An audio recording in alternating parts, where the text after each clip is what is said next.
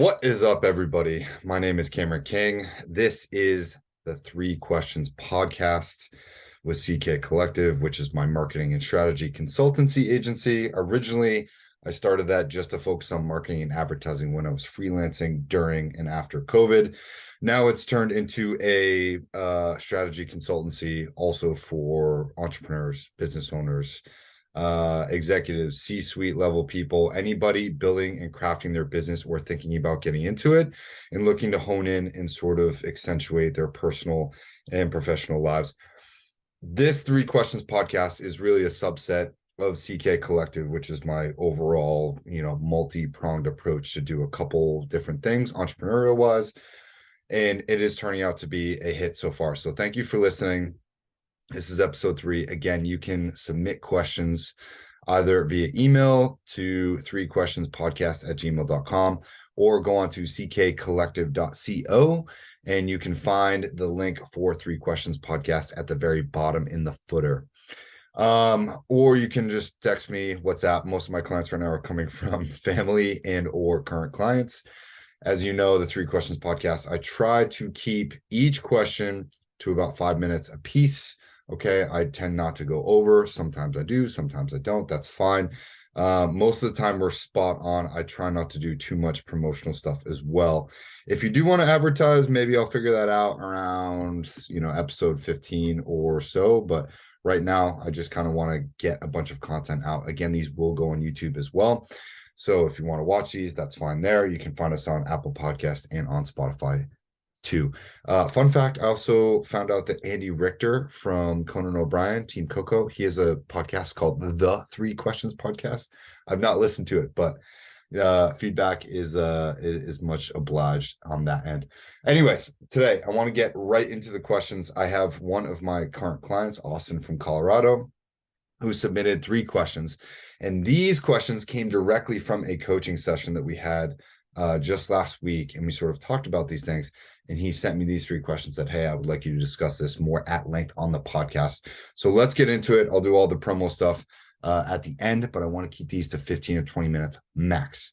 So first question, timer starts now. The first question is, what is dopamine and how does it affect your mood/motivation? Okay. Excellent question. Here is what I know. I listened to the Huberman Lab podcast hosted by Andrew Huberman, who is a Stanford professor of neuroscience. And he dives into so much of this stuff. It is incredible. I will not even come close to knowledge that he has, but this is what I know from a very, very basic perspective. Okay. Dopamine. Dopamine is everywhere in today's society. Our ancestors used to not get dopamine unless they were getting it from sex or from, fighting a battle and surviving or from adrenaline type activities, right? Or eating really good food.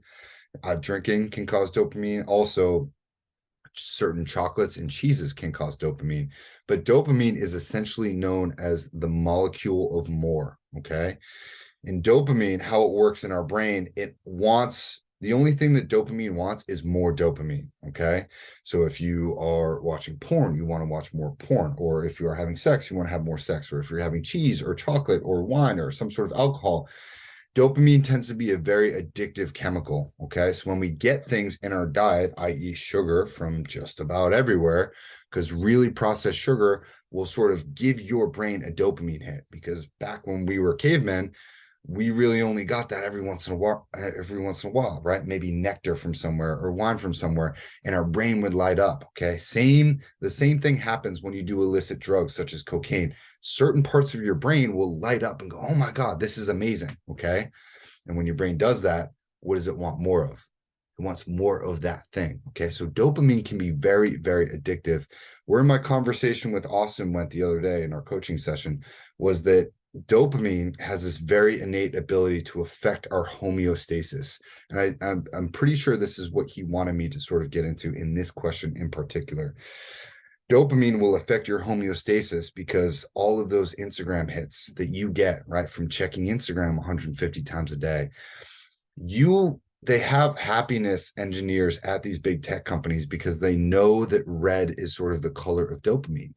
There's a very fascinating reason why every single fast food restaurant, Wendy's, Pizza Hut, McDonald's, Burger King, everybody tends to, KFC, they all have red in their logos because red is the color of dopamine. Okay. It's also the color of like anger and passion, yes, but it's also an innate precursor to the buildup of dopamine in our brains.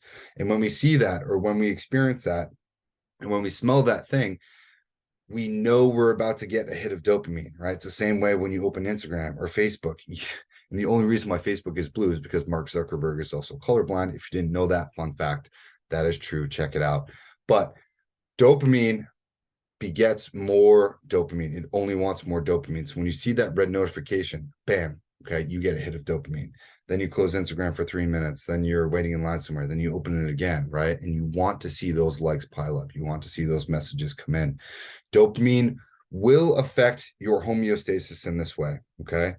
So if you are checking Instagram all damn day and you're eating a bunch of sugar and you're getting alcohol and you're eating a bunch of chocolate throughout the day, whatever, you are spiking your dopamine levels. Say your homeostasis is at 0. When you spike your dopamine levels, you can go up to infinity pretty much, okay? But if you go up to infinity, say we go up to plus 200 on the dopamine scale, from 0, we're homeostasis in. Your body has a natural tendency to balance itself out, right? That's what homeostasis is. So if homeostasis is at 0 and you're at plus 200 for the day on dopamine because you've just been wilding out all damn day, your body will innately at some point put you back to negative 200 in order to offset that massive intake of dopamine, okay? And what happens when we're at negative 50, negative 100, negative 150, negative 200, that is so uncomfortable for most people that they will fight and do almost anything to get back to that plus 200 dopamine level where they feel good, okay? And where this happens, that negative aspect of our body needing to balance itself out, our body will experience that as stress and anxiety and depression and fatigue. And most people can't sit with that. So we tend to just fight and fight and fight and fight to try to stay in that positive aspects of dopamine. I'm at 5 minutes for this question, but the last thing I need you to know is do not fight those feelings of being by yourself, of feeling depression, of just not feeling happy. Do not mistake those as feeling anxiety and depression. That is just your body's natural way in order to offset the massive intake of dopamine that you gave it earlier, okay? If you want to know more, you can ask me a more specific question, but I need to jump to the next one because that is my promise. Austin's second question, what is the difference between dopamine and endorphins? Okay. What is the primary difference of dopamine and endorphins? Austin, you're getting at the mood aspect here, which is something that we also talked about. And I want to make this very clear. Okay. Dopamine is a molecule of more. Dopamine wants more dopamine no matter how we get it. Okay. Dopamine is a neurotransmitter that exists in the body, okay, as well as epinephrine and norepinephrine and a couple of other things, which means that it can be transferred and processed throughout your entire body. But dopamine wants more dopamine. It gets released from a certain place. I'm pretty sure the pituitary gland and somewhere else. I'm going to have to double check on that, but feel free to correct me if you're watching on YouTube. Leave a comment. But dopamine is a neurotransmitter, and so are endorphins, okay? But the difference between a neurotransmitter and the molecule of more, i.e. dopamine, and endorphins have to be produced by the body, and they have a limit to how many can be produced, okay? But unlike dopamine, endorphins will only go on the plus scale, okay? Your baseline of endorphins is always 0. It can never go into the negative if we're looking at it from that perspective, okay? So dopamine, you can go plus 200, negative 200. You're going to feel depression and anxiety when you're in the negatives. Totally fine. That's actually natural. Understand that's part of the process of coming back to baseline, which is why you should do dopamine fasting, okay? But endorphins, okay, there are only 2 natural ways to produce endorphins from the research that I have come across, okay? Reading books like Anatomy of the Spirit and Advanced Energy Anatomy by Carolyn Mace, okay, and watching a ton of Huberman Lab stuff, as well as, you know, Jocko Willink and everybody. I think Joe Rogan also talks about this a number of times. Here's what I know about endorphins, or what I think I know right now.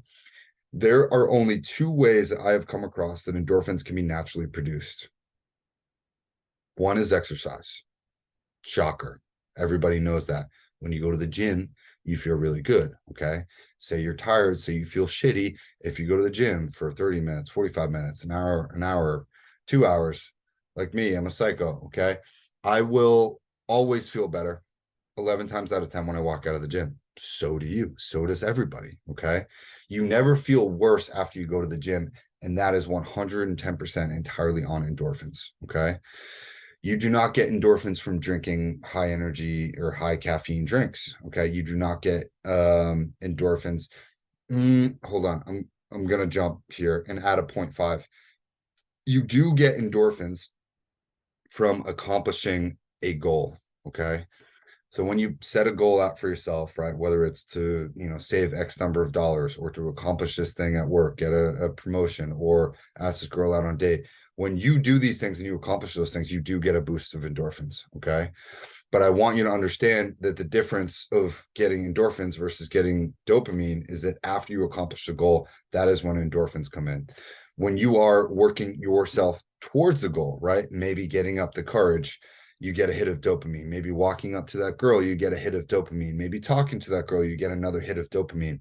Dopamine is the molecule of more, but you do not get a hit of dopamine after you successfully accomplish that task.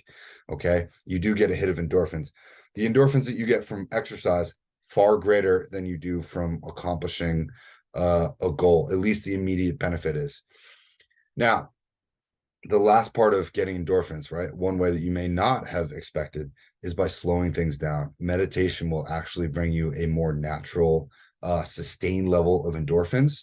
This is from some of the research that I've come across, and I don't think this is hooey, but pretty much exercise, accomplishing a goal, or meditation are the three best ways to accomplish endorphins.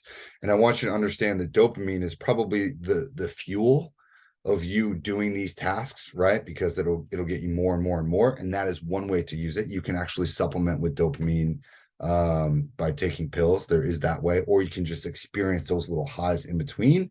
But understand, dopamine is a molecule of peaks and valleys, right? Whereas endorphins are just sort of these peak experiences that you will get. Okay.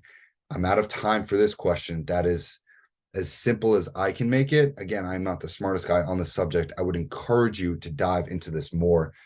Third question, I want to jump in.